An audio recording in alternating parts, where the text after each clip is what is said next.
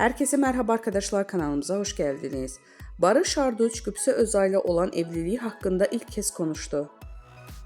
Katıldığı bir programda özel hayatına dair konuşan Arduç, evlilik kararının acele alınmadığını özellikle vurguladı. Barış Arduç ve Gübse Özay'ın hikayesi 2014 yılında birlikte rol aldıkları Dilha filminin setinde başladı. 7 yıl süren bir birlikteliğin ardından çift pandemi döneminde evlenme kararı aldı. 2022 yılında Can Asya ile kucaklarına aldı ve ailelerini büyüttüler. Evliliğe dair en dikkat çeken sözleri ise ilişkide dengeye verdiği önem oldu. Barış Arduç, hayat sadece evlenmekten ibaret değil. Eşinizle sıkılmayı da başarabilmeniz lazım. Her şeyi birlikte yapmak zorunda değilsiniz.